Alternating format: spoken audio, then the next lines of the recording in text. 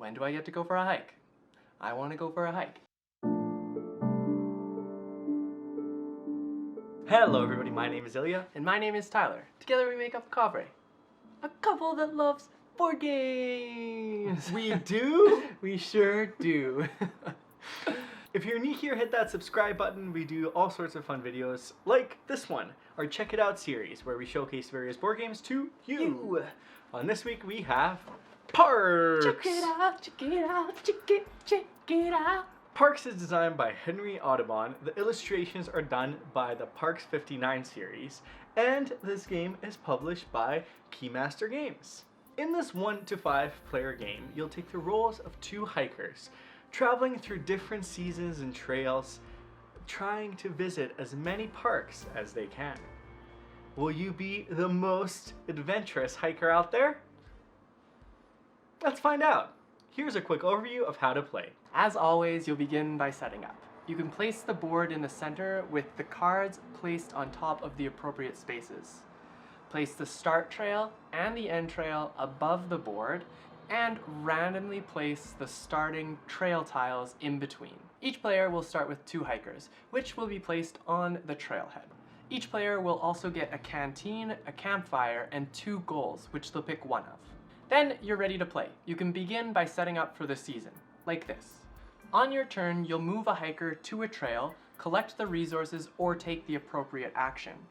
You're free to move to an empty space, but you can't move to a space with a hiker already in it unless you use your campfire, which will be reset at the end of each season. Once all players have reached the end, the season is over, and then you can start setting up for the next one.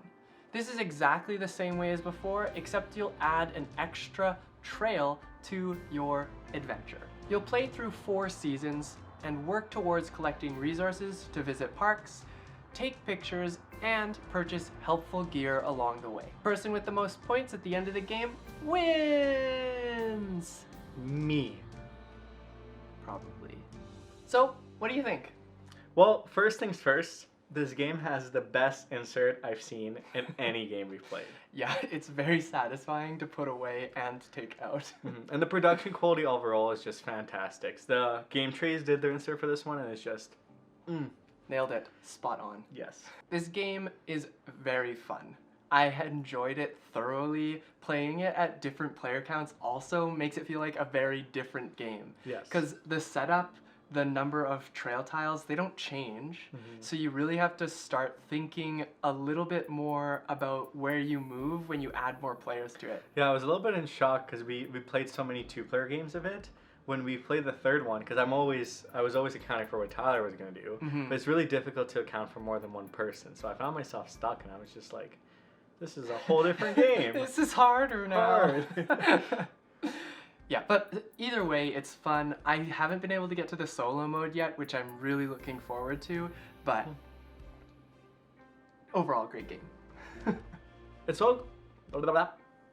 also quite educational too. Each park has when it was established date, as well with a little fun tidbit about the fact as well, which is always a blast because as you're waiting for someone's turn, you can go and look at those and really have your eyes wander, and that's something that I really enjoy in games. Yeah, and like just to add to that, not only are there fun facts on these cards, but the cards are beautiful. It's a stunning masterpiece, and every time I look at these cards, I'm like, when do I get to go for a hike? I want to go for a hike. It really makes me want to go outside.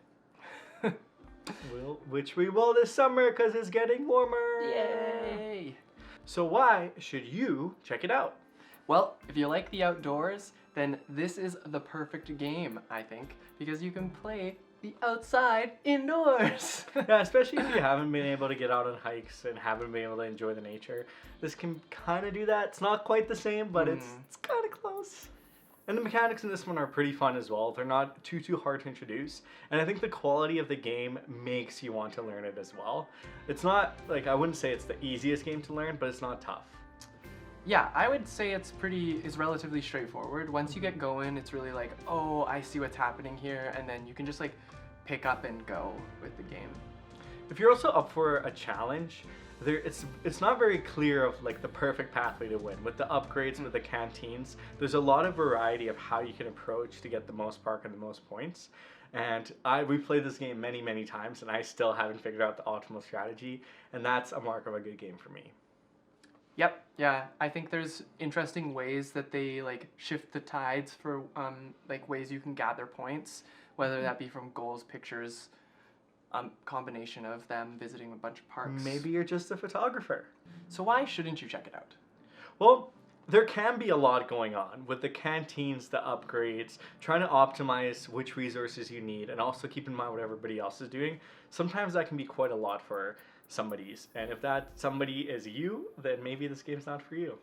Yeah, and just to add to that, there is a lot going on in the game, and there are only 3 ways to score points. I guess 4 if you count the first player token, but because like there's more going on than there are ways to score points, which really kind of makes it a little bit more difficult.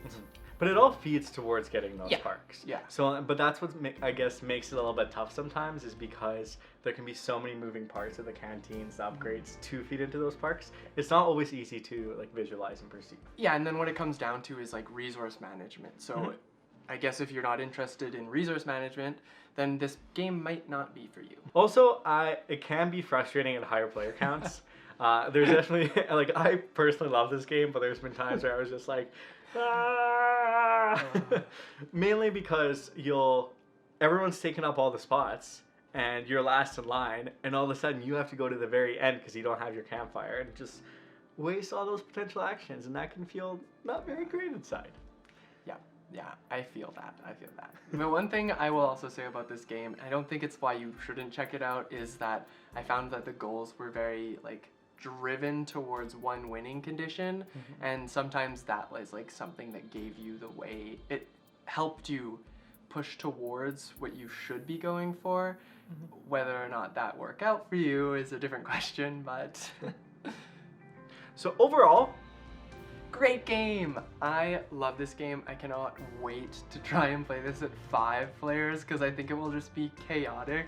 and we also just got the Nightfall expansion. Yes. So we're very excited to try that because there's little tents, and it's at night, and there's more parks. Makes more for the game, so always fun to see an expansion come out.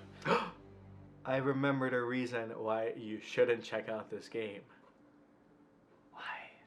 There's no Canadian parks. Oh no! Expansion idea? Expansion idea. So for a question of the day, if there was an expansion and this game could include more parks that are not in the United States, which parks would you want to see? Wherever in the world that you are, what park would you like included?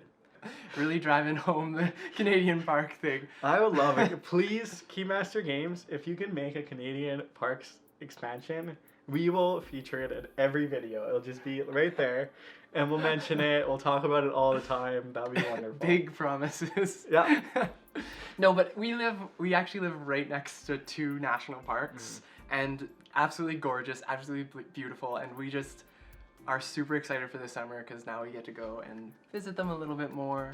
And Yay! Get outside finally. Well, thank you so much for watching. Hit that subscribe button down below. What else should they do? And tap that like button if you enjoyed what you saw here today. You can hit that Thumbs up. thumbs up button. Yeah, that one. Yes. That one. You can also hit the bell notification to get notified about when we release new videos, just like this one, or something different.